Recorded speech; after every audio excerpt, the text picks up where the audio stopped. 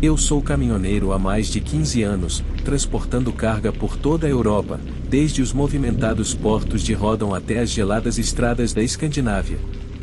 Já vi praticamente tudo o que há para ver na estrada, mas nada poderia me preparar para o que encontrei no último inverno em um trecho remoto de rodovia no leste europeu. Ainda sinto arrepios só de pensar nisso. Era final de novembro e eu acabara de pegar uma carga na Polônia com destino à Romênia. A rota me levava por alguns dos terrenos mais isolados e acidentados que já dirigi. Espessas florestas cercavam a estrada e o tempo de inverno tornava a viagem ainda mais traiçoeira. A neve caía constantemente, cobrindo a estrada com uma camada de gelo escorregadio que transformava cada curva em um potencial desastre. Eu tinha que ser extremamente cauteloso, o que significava manter a velocidade baixa e os olhos bem abertos. O sol se punha cedo, por volta das 17 horas, e logo estava completamente escuro. Os faróis do meu caminhão eram a única fonte de luz, projetando longas sombras pela estrada coberta de neve. Mantive o rádio ligado para afastar o silêncio arrepiante, mas as músicas antigas só contribuíam para a atmosfera inquietante. Eu já estava dirigindo há horas e começava a sentir o cansaço. Meus olhos estavam cansados, minhas costas doíam e eu estava realmente desejando uma refeição quente e uma cama aconchegante. O próximo ponto de parada para caminhões ainda estava a cerca de 2 horas de distância, mas eu sabia que precisava seguir em frente. Parar na beira da estrada nessas condições não era uma opção. Ao contornar uma curva especialmente acentuada, algo escuro cruzou a estrada à minha frente. Pisei no freio bruscamente, fazendo o caminhão deslizar ligeiramente na superfície gelada. Meu coração batia forte enquanto eu tentava entender o que tinha visto. Era rápido demais para ser um cervo e grande demais para ser uma raposa. Seja o que fosse, movia-se com uma velocidade sobrenatural. Fiquei ali por um momento, com minha respiração embaçando o para-brisa. A neve continuava a cair e a noite voltou a ficar estranhamente silenciosa. Balancei a cabeça, atribuindo aquilo ao cansaço, e continuei pela estrada, agora um pouco mais cauteloso. Cerca de 1 hora depois, avistei as luzes de uma pequena vila adiante. Aliviado, decidi parar para fazer uma breve pausa. Talvez eu pudesse tomar um café e clarear a cabeça um pouco. Encontrei um lugar nos arredores da vila, estacionei meu caminhão e saí para o ar gélido da noite. A vila estava quieta, mas, considerando o clima lá fora, eu não culpava ninguém por ficar dentro de casa. Caminhei até o pequeno café que ainda estava aberto, sentindo-me como uma mariposa atraída por aquelas luzes quentes. Ao entrar, o sino acima da porta tilintou e a mulher atrás do balcão olhou para cima, oferecendo um sorriso educado. "Um café, por favor", eu disse, minha voz soando cansada até para os meus ouvidos. Ela assentiu e começou a preparar o café, o som da máquina preenchendo o silêncio. Eu olhei ao redor do café vazio, exceto por um velho sentado no canto, tomando uma xícara de chá. Ele olhou para mim, os olhos se estreitando como se estivesse tentando me identificar. "Você não é daqui", ele disse, com a voz rouca mas não hostil. "Só estou passando", respondi, sentando-me no balcão. A mulher trouxe meu café e dei um gole grato, sentindo o calor se espalhar pelo meu corpo. "Tenha cuidado nessas estradas", continuou o velho, "especialmente à noite." Eu assenti, sem vontade de me envolver em uma conversa longa. Estava cansado demais para conversa fiada. Ele olhou ao redor, como se garantindo que ninguém mais estivesse ouvindo. "Há lendas por aqui, sabe", ele continuou, "histórias de coisas que vivem na floresta. A maioria das pessoas descarta como mitos, mas eu vi coisas com meus próprios olhos." Um arrepio percorreu minha espinha, lembrando-me do que pensei ter visto na estrada. "Do que está falando?", perguntei. Ele se inclinou para mais perto. "Falam de um certo animal, uma fera que se parece com um lobo. Alguns dizem que é algo pior." Eu ri nervosamente. "Você está tentando me assustar." Ele balançou a cabeça. "Acredite no que quiser, mas não diga que não te avisei." Terminei meu café, paguei e saí do café. As palavras do velho ecoaram na minha cabeça enquanto eu voltava para o caminhão. Não conseguia me livrar da sensação de estar sendo observado. Acelerei o passo, ansioso para voltar à estrada. A neve havia parado de cair, mas o céu ainda estava nublado, sem lua nem estrelas à vista. Subi na cabine, liguei o motor e continuei minha jornada. A vila rapidamente desapareceu pelo retrovisor, substituída pela escuridão. Cerca de 1 hora depois, avistei algo à minha frente na estrada. A princípio, pensei que fosse um animal, talvez um cervo. Mas, conforme me aproximei, percebi que estava em 2 pernas. Meu coração disparou no peito e diminuí a velocidade, tentando distinguir o que era. Ele se virou para me olhar e vi seus olhos brilhando em um amarelo ameaçador. O pânico tomou conta de mim, pisei no acelerador, desviando para evitar a criatura. Ela se moveu com uma velocidade impressionante, correndo para dentro das árvores.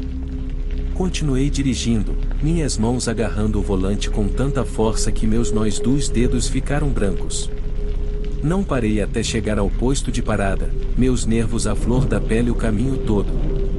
Estacionei o caminhão e fiquei ali por um momento, tentando me acalmar. Minha mente estava em turbilhão, revivendo tudo o que eu tinha visto. Não poderia ter sido real, me dizia. Você está apenas cansado, sua imaginação está correndo solta. Mas lá no fundo, eu sabia que era real. O aviso do velho ecoava na minha mente e eu não conseguia me livrar da sensação de ter encontrado algo que simplesmente não estava certo. Em algum momento, parei em uma pequena vila, encontrando-me em mais um café. O lugar estava um pouco mais movimentado do que o anterior, com outros viajantes comendo e conversando. Encontrei uma mesa vazia, pedi algo para comer, tentando me distrair da experiência perturbadora. Enquanto eu comia, ouvi uma conversa entre 2 homens na mesa ao lado da minha. Eles discutiam avistamentos estranhos na estrada, histórias de animais estranhos e desaparecimentos inexplicáveis. Meus ouvidos se animaram, ouvi atentamente. Sim, ouvi falar disso, disse um deles. Um amigo meu viu algo perto da fronteira com a Polônia, disse que parecia um lobo gigante, mas andando em 2 pernas. O outro caminhoneiro assentiu. Eu também vi algo assim alguns meses atrás. Pensei que estava perdendo a cabeça. Eu tive que me manifestar. Com licença, desculpe. Vocês realmente acreditam nisso? Eles me olharam, expressão séria. Depois do que vi, não sei no que acreditar, disse um deles. Mas com certeza há algo lá fora. Trocamos histórias, cada uma mais arrepiante que a anterior. Quando terminei minha refeição, senti uma estranha camaradagem. Eu não estava sozinho nisso, outros tinham visto as mesmas coisas que eu. Passei a noite em um ponto de descanso próximo, com medo demais para continuar minha jornada até a luz do dia. Na manhã seguinte, segui viagem, a lembrança da noite anterior ainda fresca na mente. O sol brilhava forte, a neve começava a derreter um pouco, mas eu ainda estava longe de me livrar daquele sentimento de estranheza da noite anterior. Enquanto dirigia pela paisagem florestada, mantive os olhos na estrada, procurando por qualquer sinal de algo estranho que pudesse surgir do nada.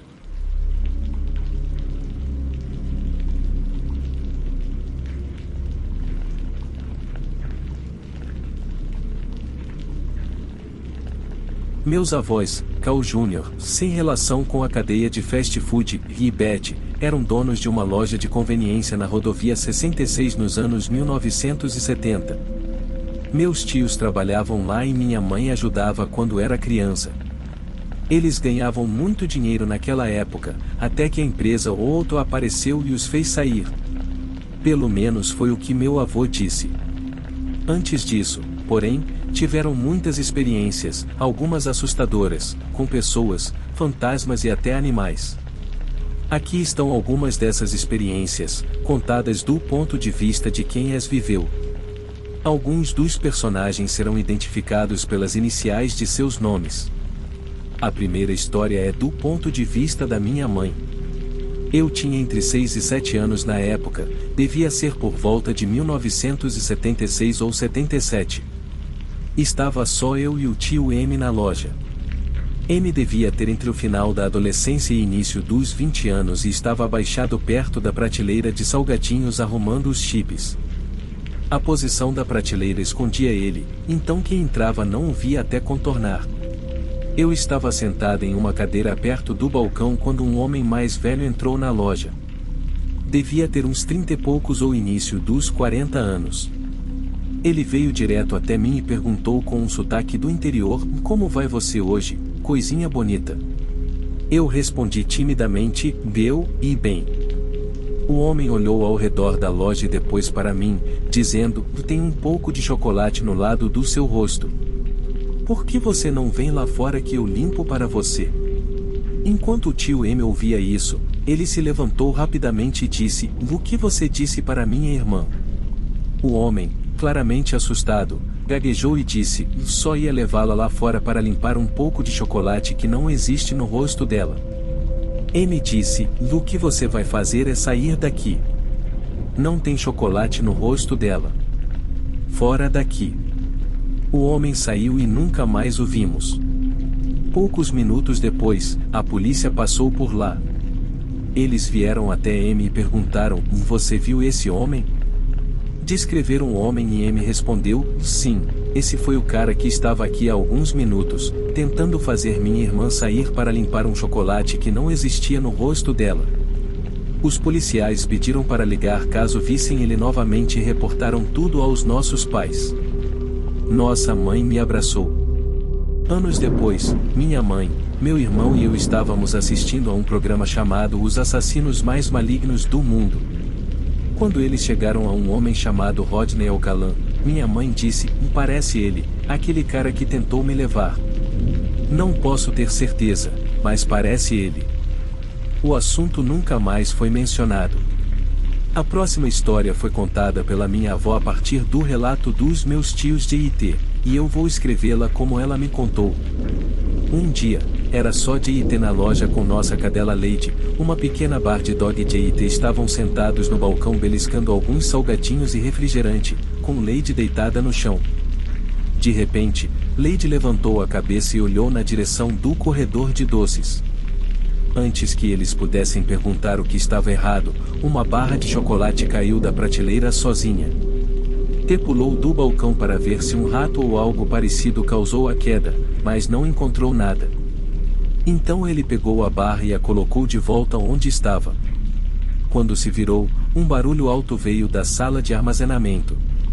Foi quando Lady ficou louca, latindo e rosnando, com os pelos eriçados. J e T foram até a sala de armazenamento e encontraram uma caixa derrubada. Eles vasculharam cada centímetro dela, mas não encontraram nada. Ficaram intrigados, porque ninguém entrou pela porta da frente e a porta na sala de armazenamento que levava para fora estava trancada por dentro. Só podia ser um fantasma. Nada mais aconteceu naquele dia, mas com certeza os assustou. A próxima história é da minha avó. Eu estava arrumando caixas vazias do lado de fora nos fundos, quando senti que estava sendo observada. A sensação era intensa, então me virei e vi um enorme cachorro, parecido com um mastiff. Fiquei congelada, arrepiada, até com medo de me mexer. O cachorro começou a rosnar e se mover lentamente na minha direção. Eu esperava pelo ataque do cachorro, mas assim que ele deu outro passo, seu avô saiu com um taco de beisebol e acertou o cachorro, gritando: "Some daqui, vira-lata!" O cachorro saiu correndo pelo bosque. Sabíamos que havia casas do outro lado daquele bosque, então imaginamos que pertencia a alguém. Nunca tinha tido tanto medo de um cachorro antes. A última história veio do meu avô. Eu estava na loja sozinho com Lady. Estava sentado em uma cadeira na frente da loja com Lady aos meus pés. Um homem em uma caminhonete parou ao lado de uma bomba de gasolina. Seu caminhão era uma velha Ford com a tinta descascando. Você pensaria que, como capitão aposentado da Força Aérea, eu não teria medo tão facilmente, mas senti uma vibe muito ruim vindo dele. Ele me acenou para perto, então eu fui até ele com Lady colada ao meu lado. Ele me perguntou se eu podia abastecer o tanque dele. Concordando, fiz isso até que o tanque dele estivesse cheio. Eu disse o preço, ele me entregou o pagamento e, enquanto eu pegava o dinheiro, ele me agarrou pela garganta. Assim que ele fez isso, me soltei e Lady afundou os dentes no tornozelo dele. O homem gritou, tentando sacudir Lady, mas seus dentes estavam cravados fundo. Eu derrubei o homem no chão, garantindo que não machucaria Lady. Nesse momento, um policial que frequentava a loja fez sua parada habitual, viu a luta e nos ajudou a segurar o homem com força suficiente para colocar algemas nele. Tive que abrir a mandíbula de Lady com as mãos. Peguei ela e corri para dentro. Depois de prestar queixa à polícia, eles levaram o homem embora e eu fechei a loja por aquele dia. Logo depois disso, parei em um lugar de hambúrguer, comprei uma cheeseburger para Lady e algumas batatas fritas. Depois daquele dia, Lady ficou ao lado do meu avô até o dia em que ela morreu. Ele sempre foi grato por aquele pequeno cachorro.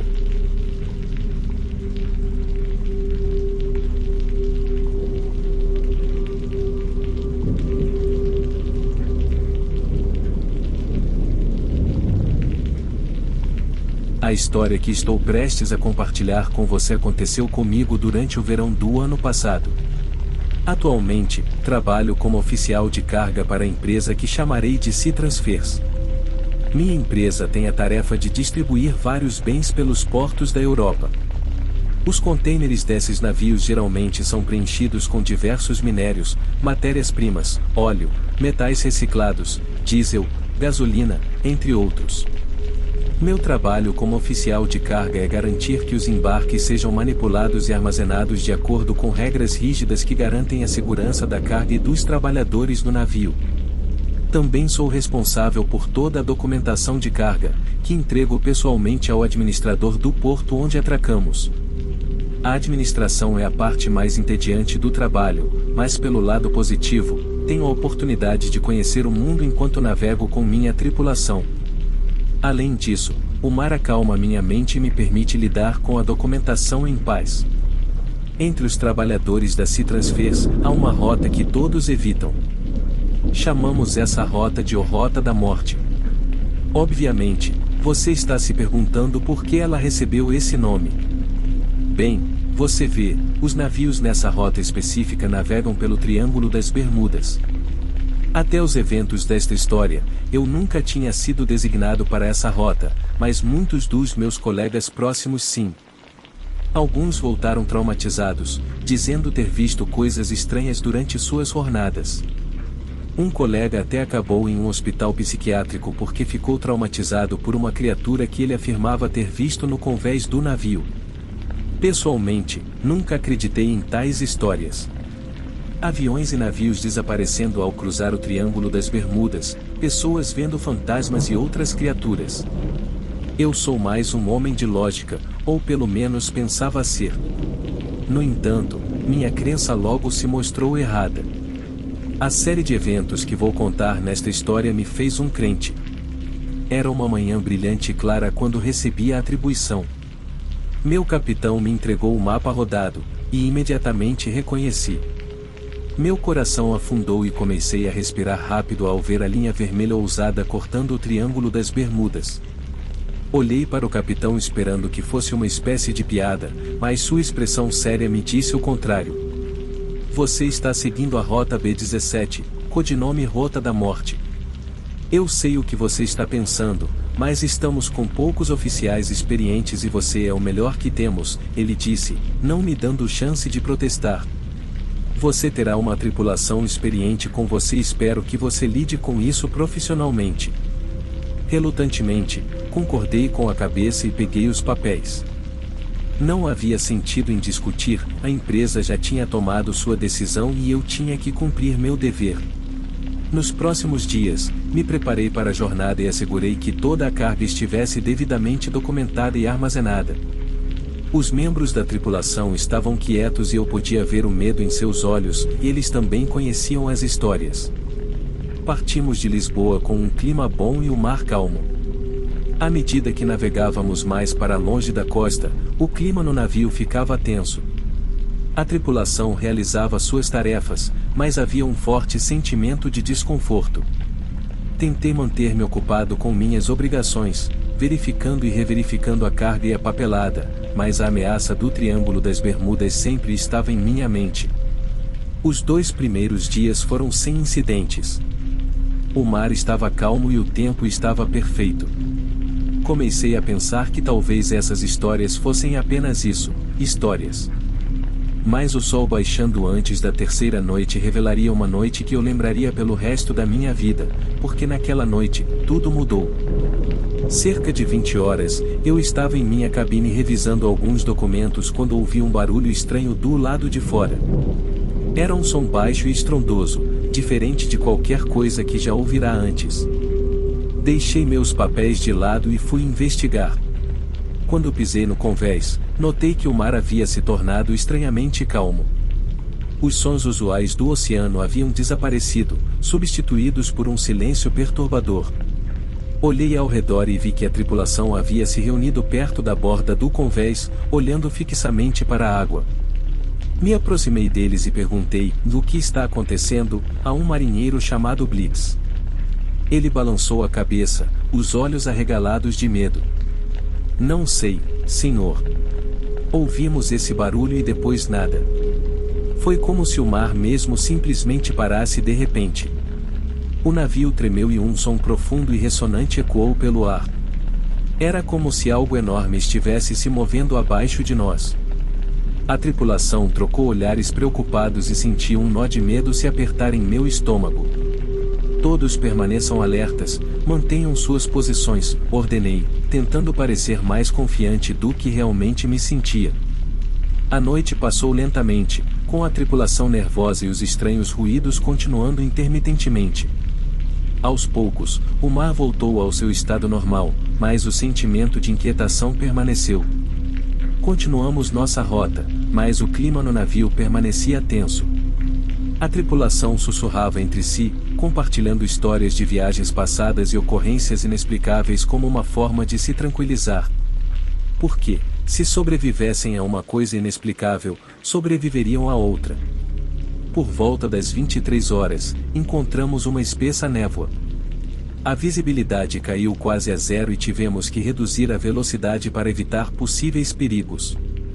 A névoa era diferente de tudo o que eu já tinha visto antes.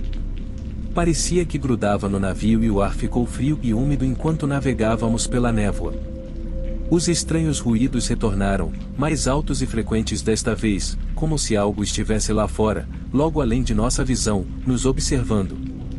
Fiquei na ponte com o capitão, monitorando nossos instrumentos e tentando manter o curso do navio.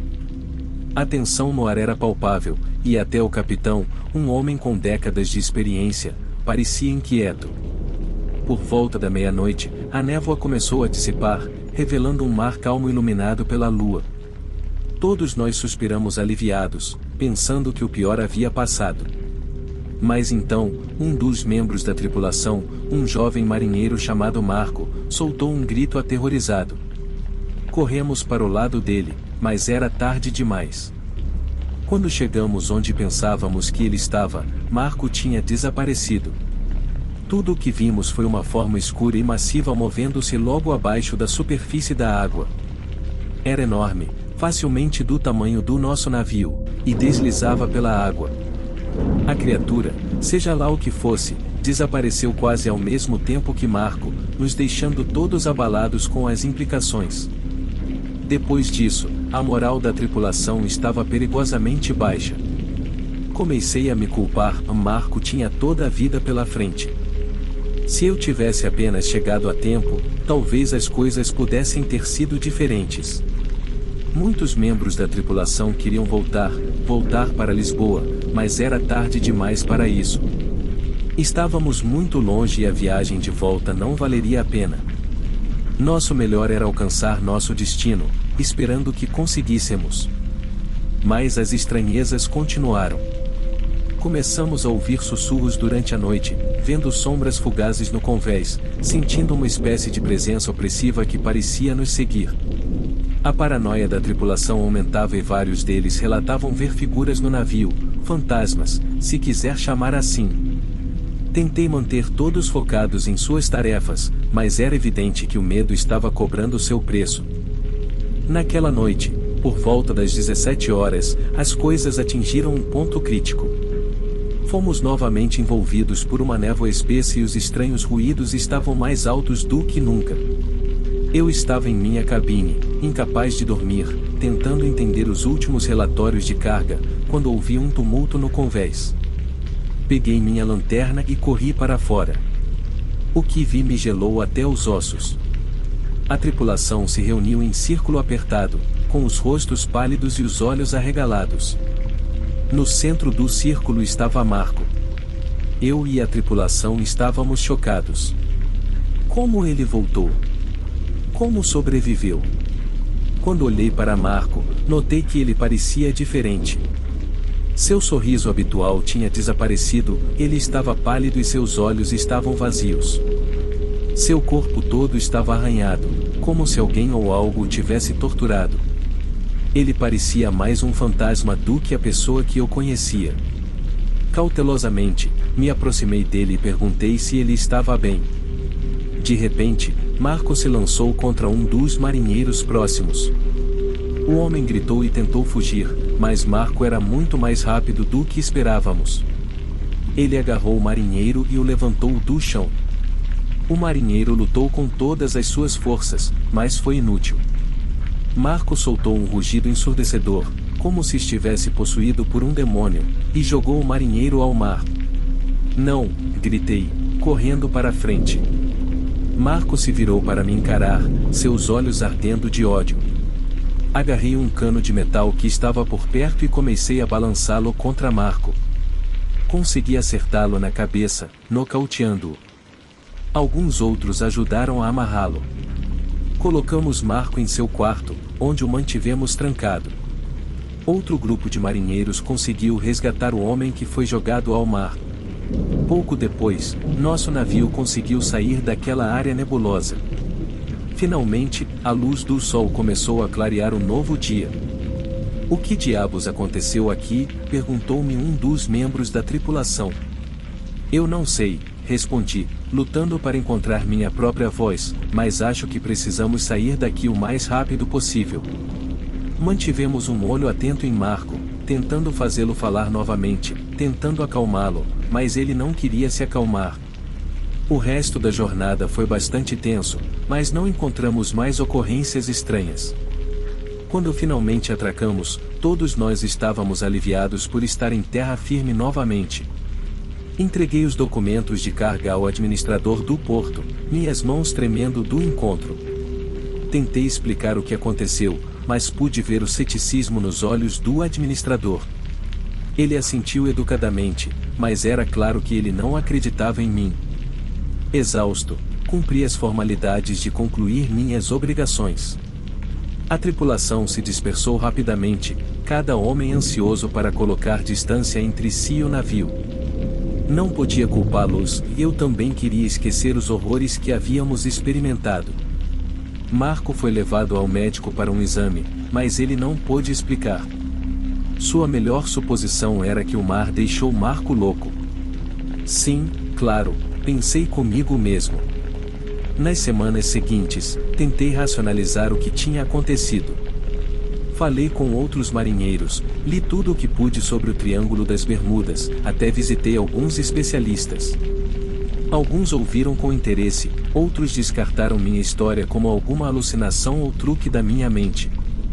Mas no fundo, eu sabia que o que eu tinha visto era real, porque meus sonhos me lembravam.